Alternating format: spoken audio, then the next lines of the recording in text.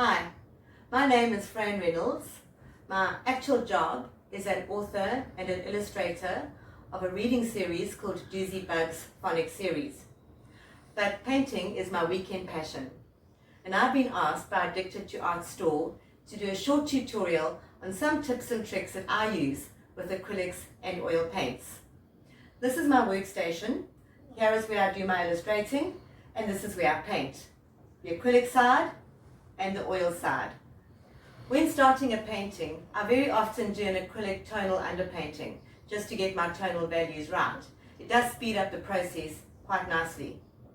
The best acrylic tip that I have, I got from Mel Elliott, an artist in the Cape who runs a fantastic art course if you're into starting art.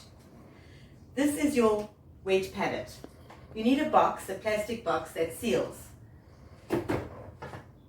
Inside the box, you have some folded newspaper and some wax wrap.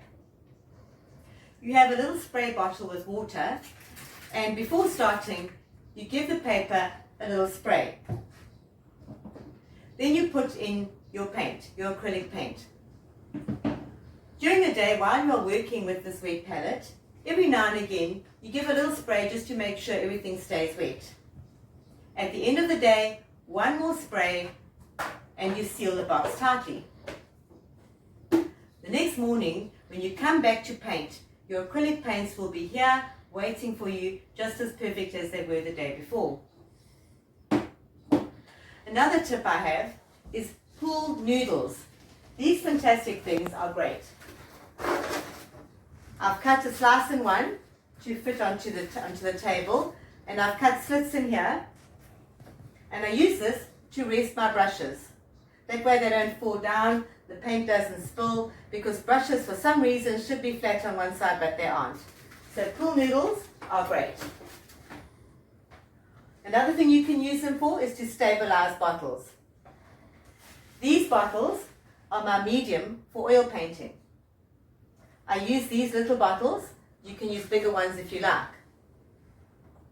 I have 3 different kinds, and I label them number 1, 2, and 3. When I start an oil painting, I use bottle number 1. In here, there's 1/3 linseed oil and 2/3 artist turpentine.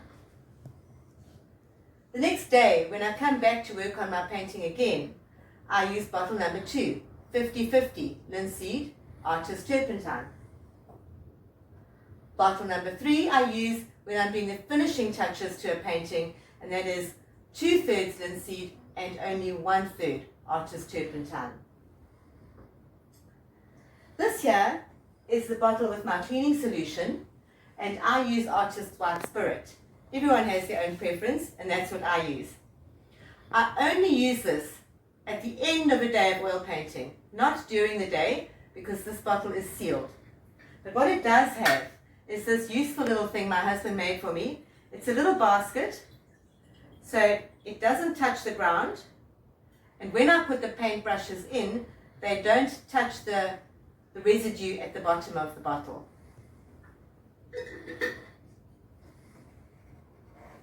When doing your oil painting, this is a fantastic tip I got from Dee Donaldson, who is also a fantastic art teacher. Rags. Don't clean your brush in between colors. Wipe them on rags. Rags, you can cut up old clothes or old sheets, or you can buy this from Waste Center for very little money. It's all old cut up rags. I use these, I clean my brushes between colors, and only at the end of the day do I open that toxic bottle of white spirit, because we want to keep the toxicity to a minimum.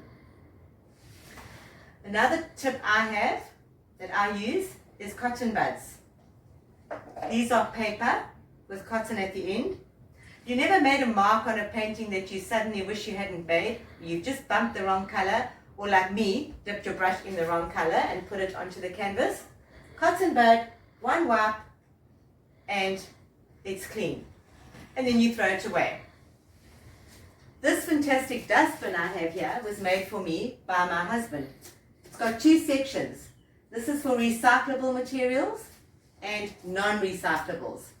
So in here, in the orange bag, I put things like tins, paper and plastic. And in there, rags with oil paint on and things that can't be recycled. And at the end of the day, it's very easy to sort out which is which.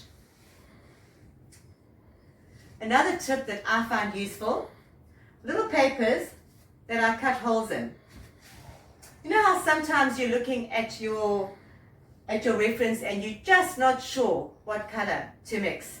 If you hold a little hole over the color that you're looking at, you can see exactly what color you have to mix. And you can even paint next to it to make sure that you have the right color. Wet wipes. Absolutely essential when oil painting because these clean your hands straight away, get the hands free from oil paint, and they're fantastic when you're cleaning your palette at the end of the day. And the last tip that I have is this little tool called a scaler upper, I think. I got this from my good friend Jean Taylor, who's also a fantastic artist. You set it according to your reference picture so that when you want to make sure that you have your proportions correct, particularly in portrait painting, one end measures your reference while the other end measures on your painting. So you can just keep checking all the time because it's very easy to mess up that proportion on a portrait. Well, those are my hints and tips. I hope that helped someone, and happy painting. Thank you.